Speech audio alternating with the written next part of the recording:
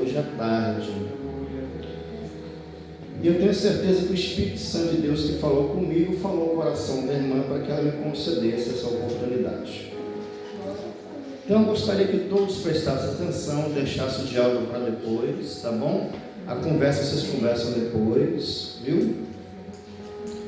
Diz assim, 2 Samuel, capítulo de número 11, a partir do versículo 1.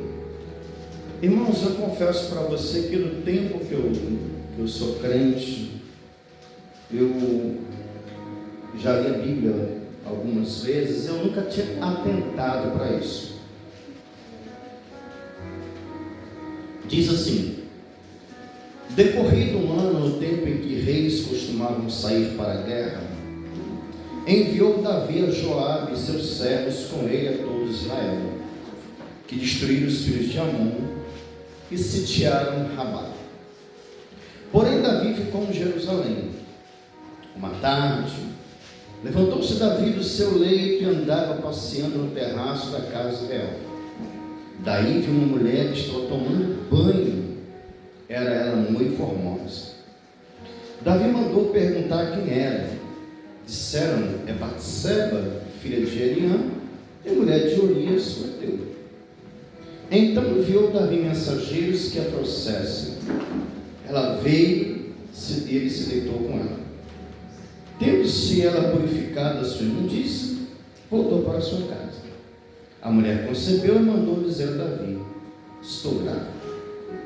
Pode sentar.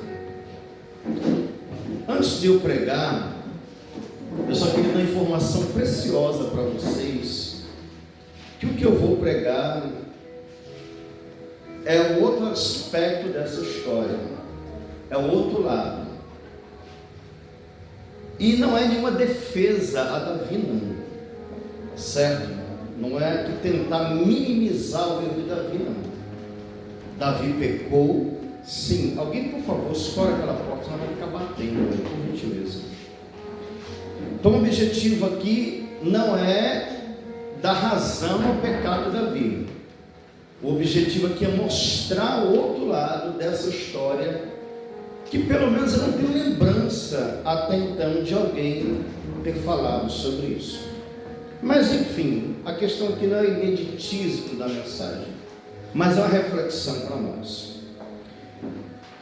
Todos nós já conhecemos bem essa história de quão grave foi esse pecado que Davi cometeu, e depois de tudo ali acontecido, Davi usa o profeta Natã, confronta Davi.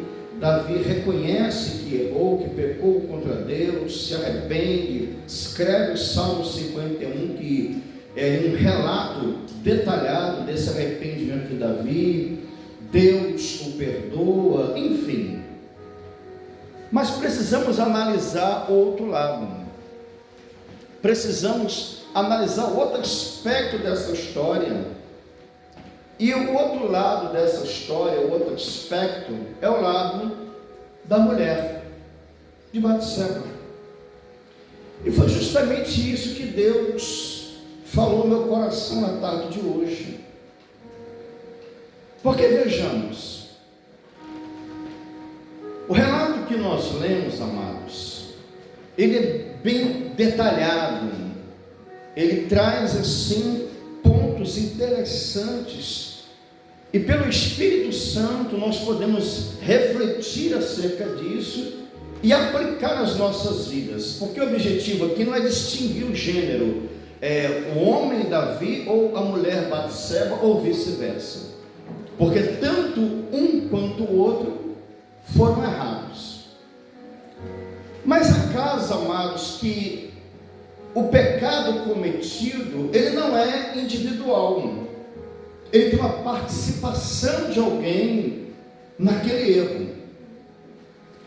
E o relato bíblico diz assim, que decorreu-se um ano de que houve uma batalha anterior, e agora novamente chega um tempo de guerra.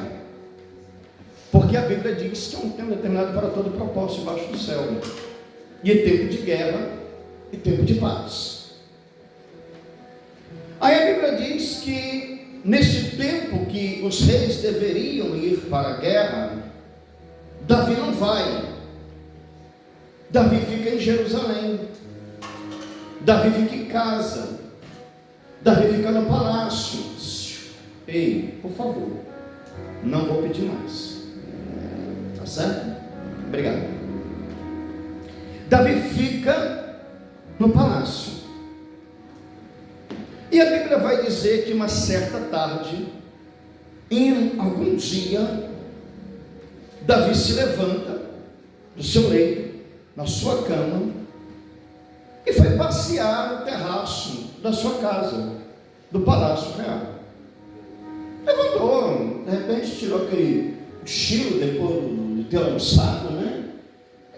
Espreguiçada, levantou e foi dar uma volta. Quando Davi está passeando no terraço da sua casa, Davi viu uma mulher que estava tomando banho.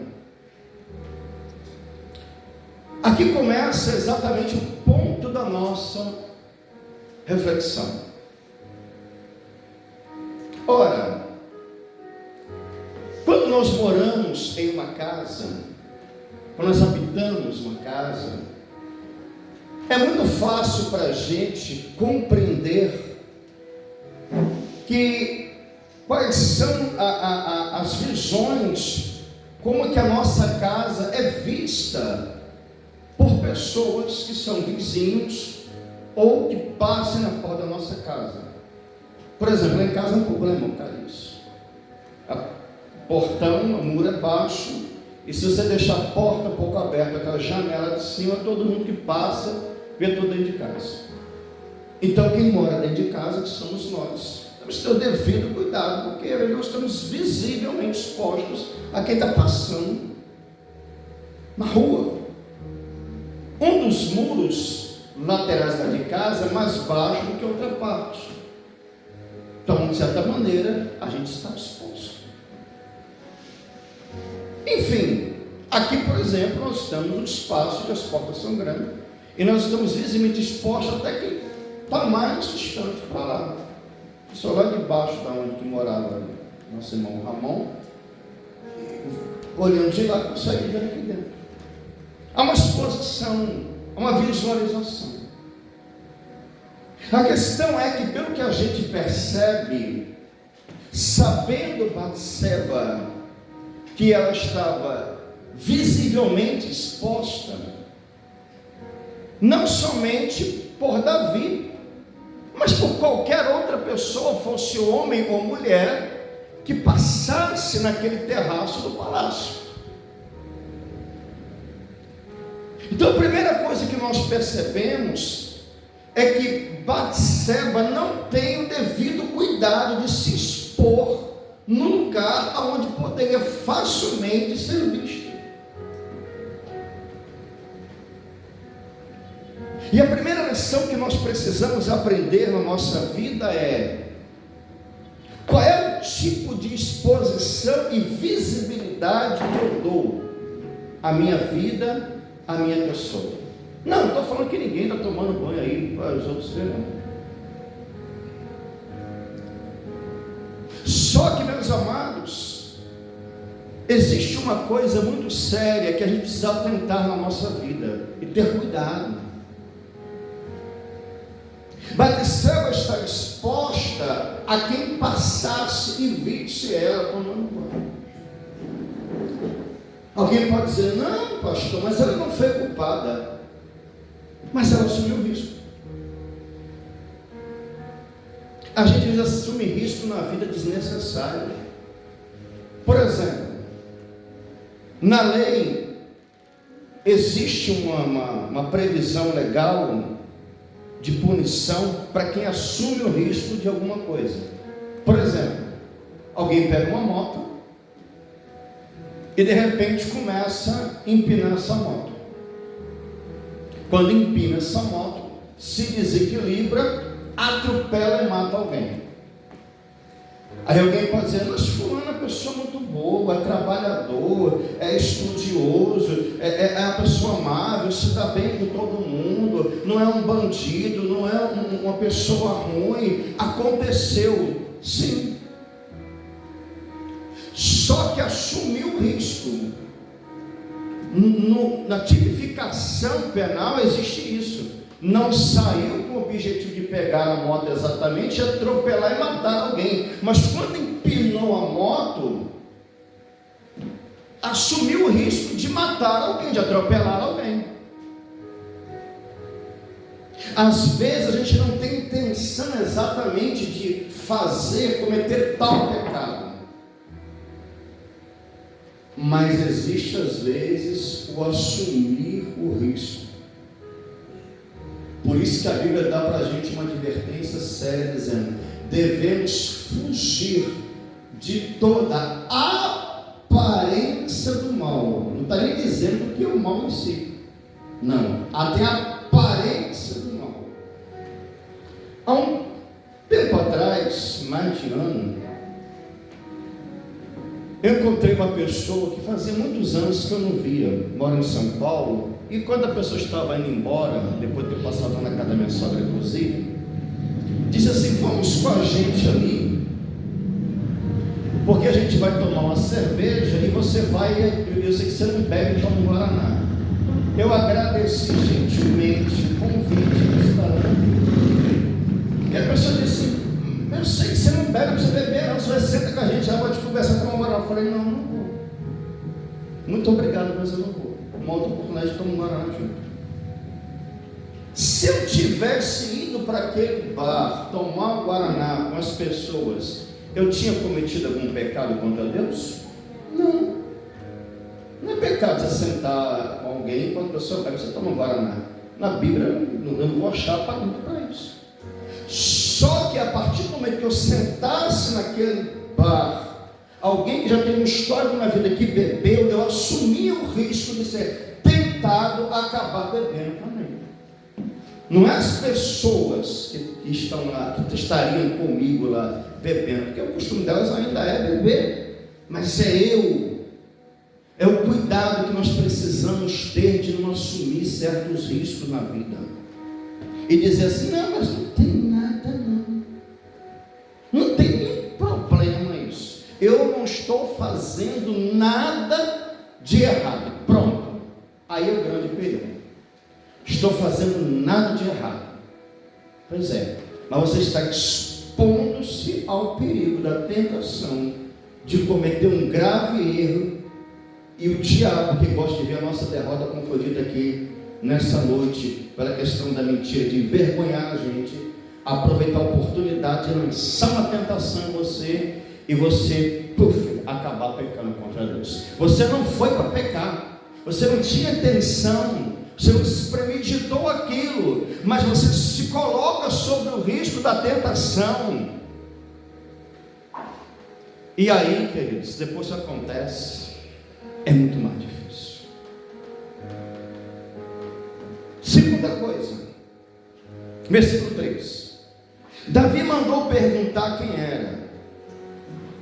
Disseram: é Batseba, filha de Ariã e mulher de Urias o Heteu.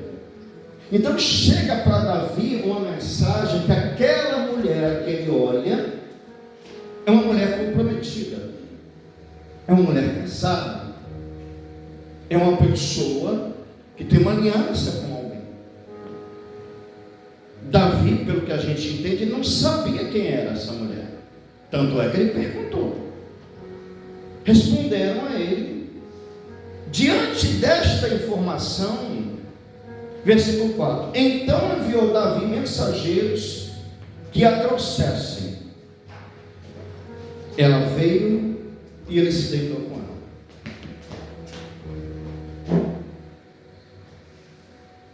Os mensageiros foram lá, forçaram ela a vir? Não. Ela não foi coagida, ela não foi ameaçada, ela foi convidada a ir até a presença de Davi, ao palácio de Davi morava. E aqui está a segunda grande questão. Não é porque foi Davi que convidou que ela era obrigada a ir. A gente precisa aprender na vida a dizer não, quando esse não depender inclusive da nossa comunhão com Deus. Aliás, principalmente se este não depender da nossa comunhão com Deus. Mas foi Davi que chamou. Davi é tão bonito, porque a Bíblia diz isso, que Davi era um moço bonito, de aparência boa. Davi canta, Davi compõe, Davi toca instrumento. Davi mora no palácio. E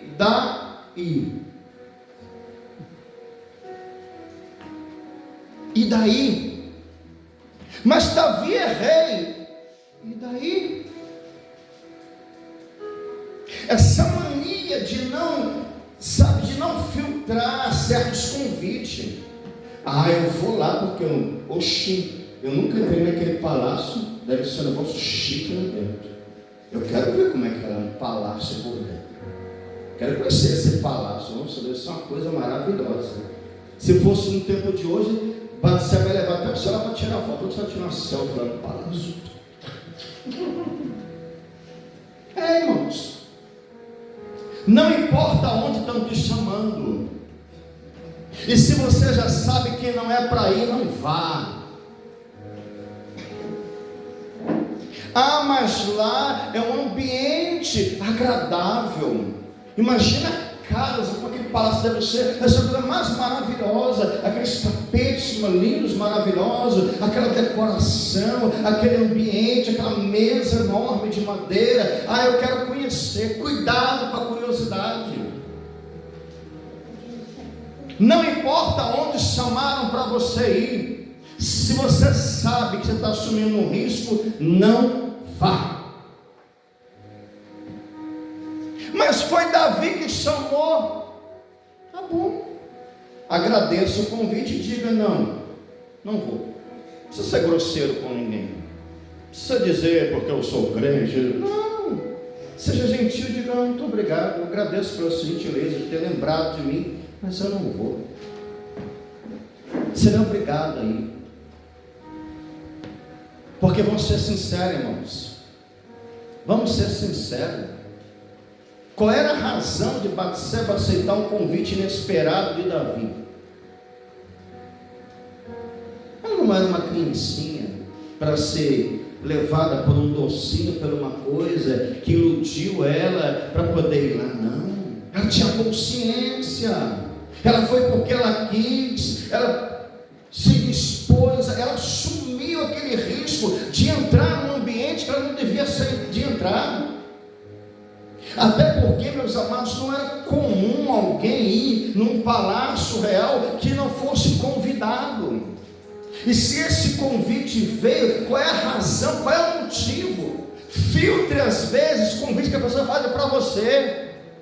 Antes de dizer sim, pense: por que esse convite? Porque fulano gosta de mim. Será?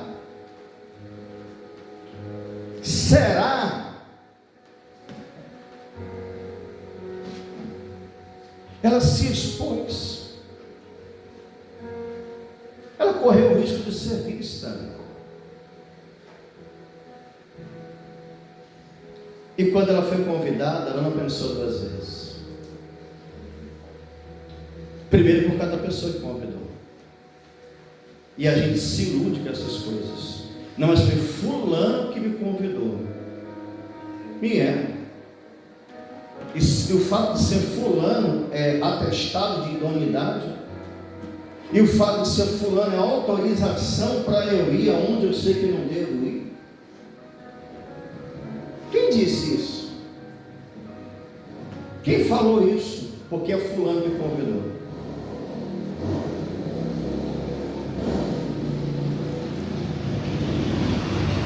O outro aspecto é que ela não leva em consideração, ela apenas pensa no lugar. O que ela pensa é o palácio. É o lugar onde é que o rei mora.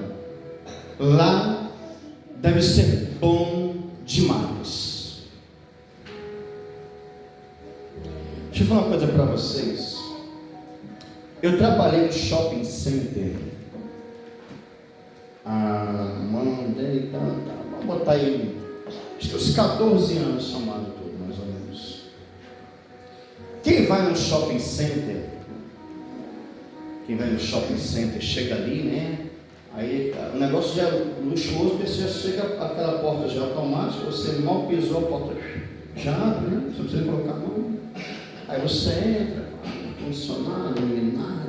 Aí você olha aquelas vitrines maravilhosas, um monte de loja, aquele negócio todo, ambiente bonito, aquele piso limpinho, aquela coisa, segurança tudo lá, né?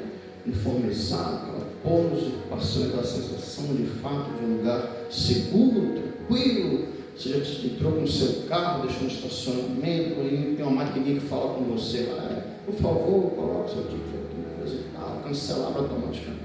Negócio maravilhoso, né? Shopping center, né? Aí você vê loja e tal, aí praça de alimentação, restaurante disso, daquilo, cinema, campo, poder brincar. Oh, que coisa! Eu trabalhei nos maiores shoppings que existem na América Latina, o Internacional Shopping de Guarulhos. 323 lojas. Imagina, 323 lojas.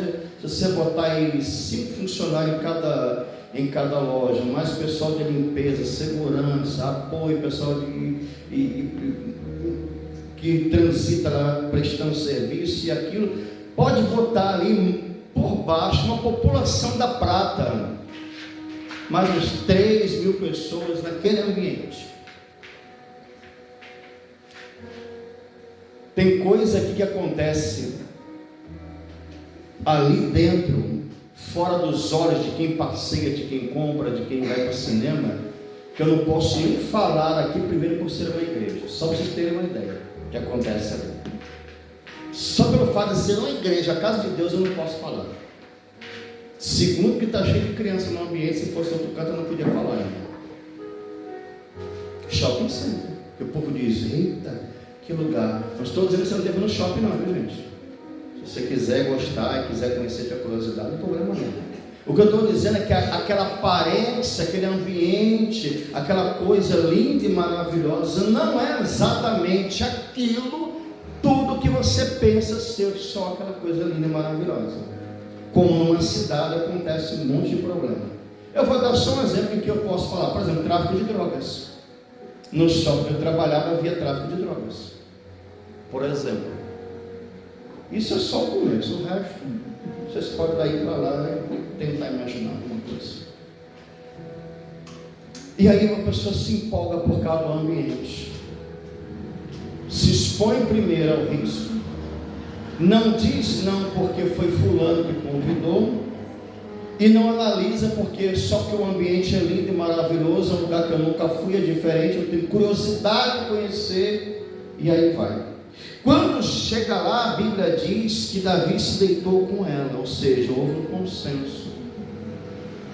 Mesmo depois de ter se exposto, de ter ido voluntariamente, de ter curiosidade de conhecer, ela podia nesse momento dizer assim, não, parei aqui, vou voltar para minha casa. Eu tenho marido, eu tenho um compromisso, eu tenho uma aliança, eu tenho uma responsabilidade. Mas simplesmente ela cede àquele momento e faz o que não devia fazer. Nós como crente, nós temos uma aliança com Deus, um compromisso e uma responsabilidade. E quando o pecado chega até nós, mesmo a gente às vezes tendo falhado e ter se exposto, mesmo às vezes ter cedido à tentação, porque alguém convidou, ou tem entrado num lugar por curiosidade, a gente pode dizer assim, parei aqui. Não, eu tenho uma aliança, eu tenho um compromisso, eu pertenço a Deus. Não é assim que a minha vida vai funcionar. Não é uma tentação momentânea que vai roubar o que Deus tem para minha vida. Porque a Bíblia vai dizer que depois de que aconteceu o que aconteceu, ela volta para casa. E aí, quando descobre, vai mandar o recado para Davi dizendo: estou grávida. A consequência veio rapidamente.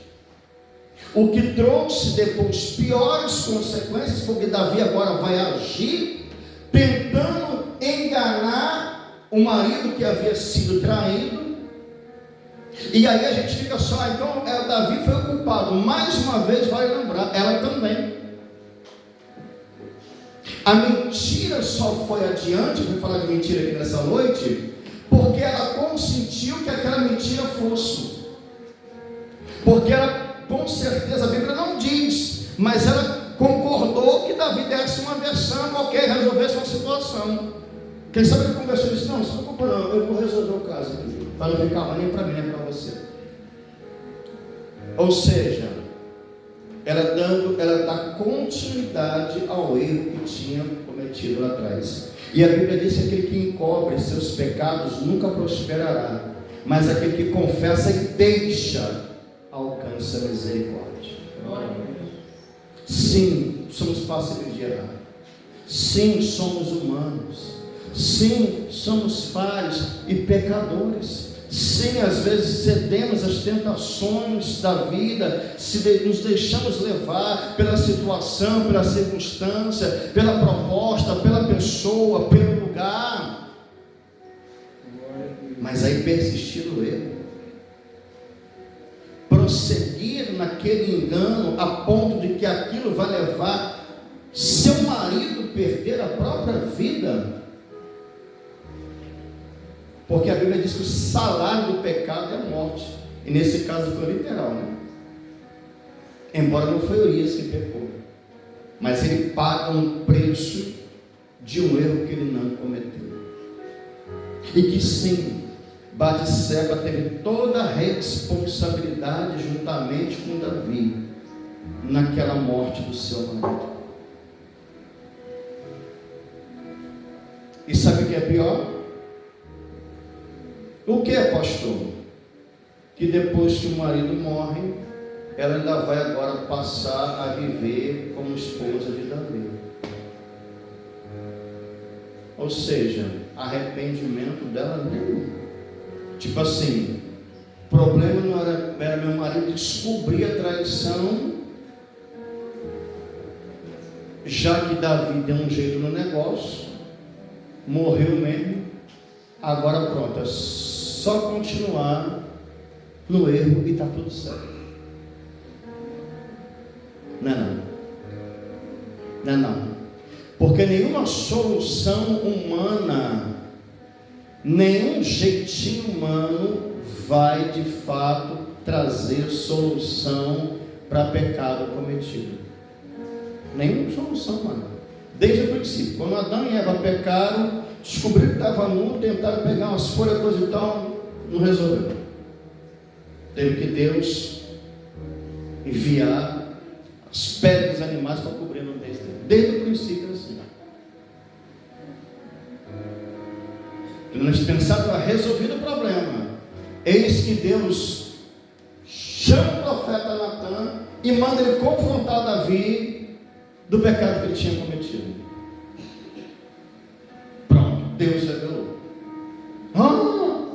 Imagina Davi agora chegando para dizer aí: nosso plano deu certo não, o que foi? Deus já revelou o profeta.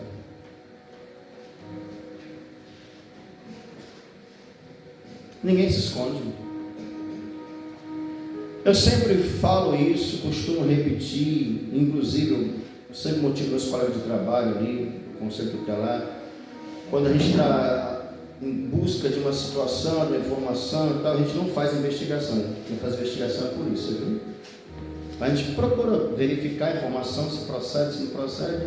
E aí a pessoa, a gente conversa com o pé, já tenta dissimular. Não, o quê? Não, de jeito nenhum. Aquela cara mais lavada do mundo, né? Tá certo. Aí, como dizia um amigo meu lá no Rio de Janeiro, eles pensam que me enganam e eu finjo que acredito. Vamos embora. Aí quando eu penso que não, voltei. Oxê, mas tudo isso foi. Pois é, a verdade apareceu. E agora vamos arcar com as consequências da verdade? Porque... Não, isso é mentira. Simples assim. Isso é mentira. Não adianta tentar dissimular, enganar, faz de conta. Faz de conta só dá certa história de criança, né? Era uma vez... A nossa vida não, irmãos. A nossa vida a gente tem que viver a realidade daquilo que nós somos e pronto. E diante de Deus a gente não pode se ocultar. É a gente saber que de fato Deus ele contempla. Enquanto Davi e Betseba pensando em tramar um planinho legal para resolver a situação, matar o marido, aquele negócio todo, vida que segue, a criança vai nascer, a gente vai seguir a nossa vida, ninguém vai saber de nada e está tudo certo. Aí Deus vai lá e revela todo o pecado e diz: pronto, agora precisa ser resolvido o problema. Agora sabe qual que é o pior de tudo aqui, para finalizar? Hoje, pastor, está piorando cada vez mais. Exatamente. Porque a Bíblia vai mostrar para a gente que dos dois que erraram, no caso Davi e Batseba, a gente só vê o arrependimento de Davi. Leia a Bíblia aí, lê essa história toda, e se em algum momento você acha Batseba arrependida daquilo que cometeu. Jamais. Você viu Davi. Você não acha uma linha que diga assim: então Batseba se arrependeu do pecado que havia cometido com Davi. Por isso que a Bíblia diz que Davi tinha um coração segundo o coração de Deus.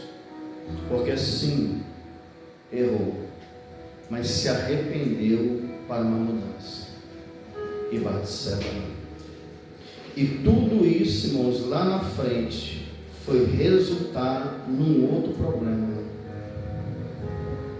que a gente já conhece. Eu já preguei para vocês sobre isso, do avô de Batseba, que um dia vai se unir com o filho de Davi, com outras pessoas, para poder vingar-se de um fato, que na mente daquele avô, o culpado foi Davi, mas infelizmente ele não foi capaz de reconhecer o erro da neta dele também.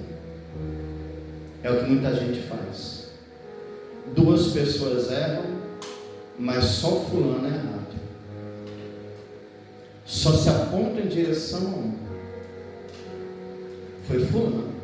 É porque fulano tinha que ter pensado.